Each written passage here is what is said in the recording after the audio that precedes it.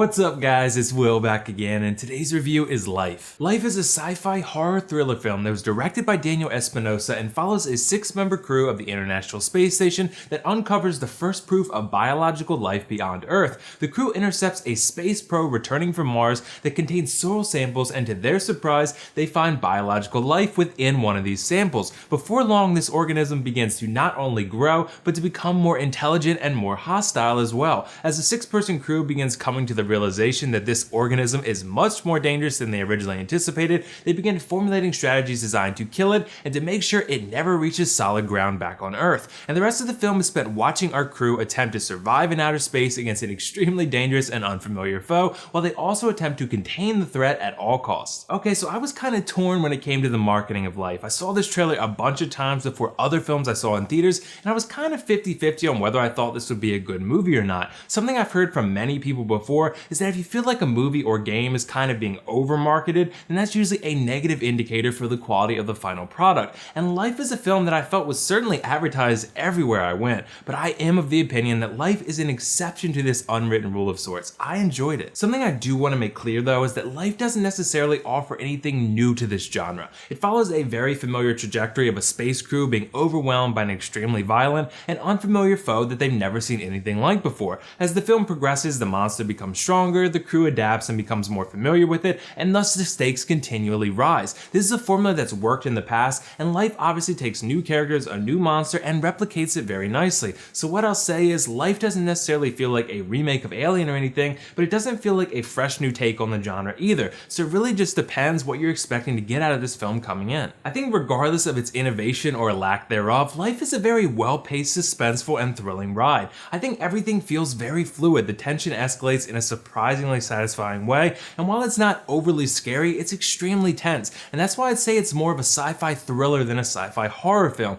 This creature, which I won't show you now, is definitely scary looking, but not nearly as nightmarish as the xenomorph or anything like that. But there are a lot of really tense and suspenseful scenes in this film, and the vast majority of them really deliver that rush of uneasiness that a thriller film is designed to deliver to you. Each scene builds very effectively on the preceding ones, and you get not only a nice build up to each new challenge for our crew, but also some time to cool down and make sense of the events that just transpired. I think some horror or thriller films have a tendency to overdo it, meaning they don't ever give you a chance to catch your breath and prepare for the next showdown, but Life does, and it gradually builds and builds until the deadly creature reaches its most formidable and violent state. So as the situation escalates and escalates, you the viewer feel increasingly uneasy and nervous, and that's exactly how a thriller should make you feel. I also gotta say that the cinematography, CGI, and overall visual package that Life offers is extremely immersive and very well crafted. With these stories that are based in space, there's an extremely high bar set for the visual experience, because if things don't look like the characters are actually in space, then boom, there goes any chance you had for an immersive experience.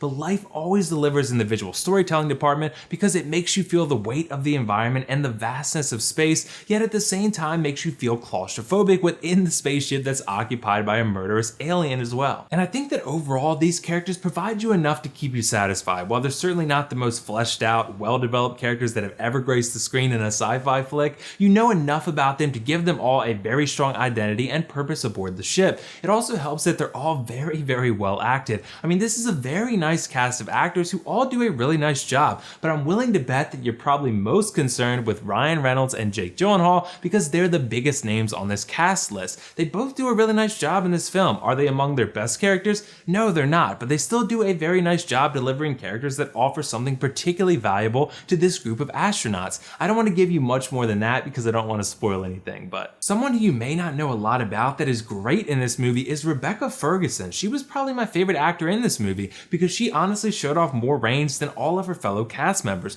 I remember seeing her in The Girl on the Train and being very intrigued by her work, and in Life she's great too. I really would love to see more of her, and if you haven't seen Life yet, pay close attention to Rebecca Ferguson. She's really great in this one. So there were two things that I didn't quite love about this movie, and the first one is the ending. I think Life is mostly a film that knows what it is. It knows it's not something completely fresh to the sci-fi genre, and it never tries to be something it's not, but the ending kind of feels separate from that because it seems like the filmmakers made a deliberate attempt to be different, and it sort of feels kinda out of left field. I'd say it's best described as confusing and a bit forced. And my second issue with Life is some of the dialogue. Most of it is completely fine, in part because it's delivered by exceptional exceptional actors who know exactly when and how to deliver their lines, but there are cases where some of the dialogue comes across as a bit heavy-handed, sort of like it's trying to over-humanize the characters and make us care more about them by giving us a front row seat to their flaws and emotions. The writing is usually fine, but sometimes it can feel a bit overcooked and a bit cheesy. But overall, I really enjoyed Life. It doesn't really try to be something it's not, it's very transparent, and it kept me on the edge of my seat feeling that rush of tension and suspense just as it's designed to. I thought it had a very well-paced, thrilling, and tension-filled story,